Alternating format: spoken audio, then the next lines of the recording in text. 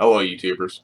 Now that Bernie Sanders is pretty much done for, and it's likely that Jesse Ventura isn't running, I'll tell you my thoughts on who I'll be voting for. For now, I'll tell you that I'll likely be voting for Justin Amash. However, Trump has the opportunity to earn my vote. This video explains how Trump could earn my vote, and my next video will explain why I'll likely be voting for Justin Amash. First, let me tell you of my voting record. I've only voted for one person in my life. That was Ron Paul back in 2012.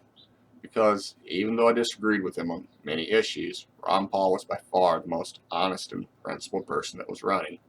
I would have voted for Sanders in this election, but I live in Illinois and, well, I wasn't going to vote in the middle of a pandemic, and Illinois didn't postpone the voting. As it stands now, I can't bring myself to vote for either Trump or Biden. Trump's immigration policies and his reaction to the events in Charlottesville was just too much. On top of that, he lies repeatedly. As for Biden, well, I don't really have anything good to say about Biden. I don't see any way that Biden can earn my vote. Even though Trump has lied repeatedly, to his credit, he's mostly kept his campaign promises. And most of the ones he hasn't kept hasn't been from a lack of trying. I don't think anyone would say he hasn't tried to get a border wall built, for example. So, for all the BS he said as president, he deserves credit for mostly keeping his campaign promises, far more than any president I could think of in modern history. One campaign promise he didn't keep was on health care. When campaigning, he went against the Republican mantra on health care, promising to expand health care. As president, however, he pretty much did the exact opposite. But if I were a gambling man, I bet he'd say that he was removing Obamacare in his first term so that he could create a better healthcare system in his second term. I mean, that would be the smart political move. So I'm assuming that he will make a progressive shift in the campaign, because even after the pandemic is over, healthcare and job creation will be front and center. And what if it isn't over by November? What if, as some are predicting, another wave of coronavirus comes when it starts to cool down? The bottom line is, we don't know what it's going to be like in November. But what do we know? Right now, millions are without health care and without jobs. That happened during an election year while he was president. And millions more may lose their jobs and their health care, combined with what will probably be a slow recovery. And that's if there is a recovery by the elections. If a second wave breaks out, then there certainly won't be a recovery anytime soon. So here's what I think are the likely conditions when we vote. Unemployment and economic conditions are almost guaranteed to be as bad as they are now, and likely worse. Even more will lose their jobs and their health care. That's why I expect Trump to make a rather abrupt progressive shift in the near future, at least in rhetoric. The biggest question for me is whether I can trust him to deliver. I mean, he would have to fight and bully Congress, likely, and the question I'd have to ask myself is whether I could trust that he would fight for health care.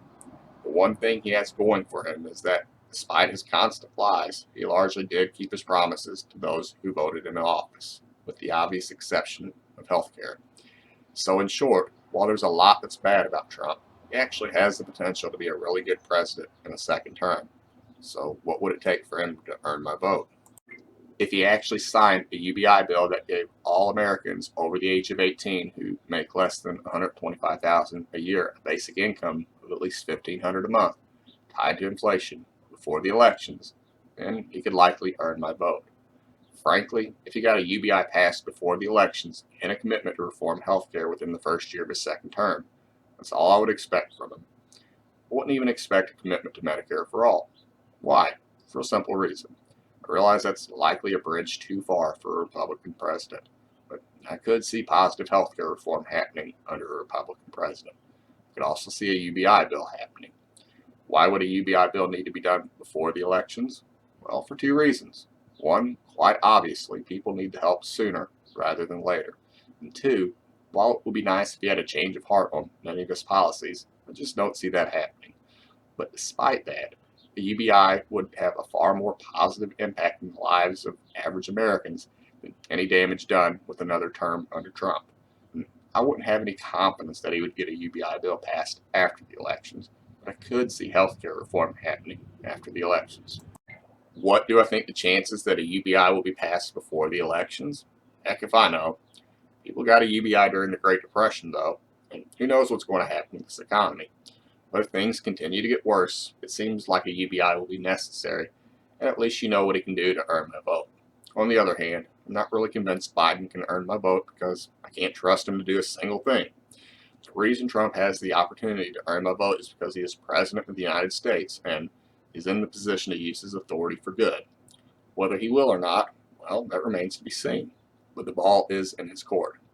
Unless he earns my vote, I will likely be voting for Justin Amash. My next video will explain why. That's all the time I have for now. If you like this video, please show your support by subscribing. Thanks for your time.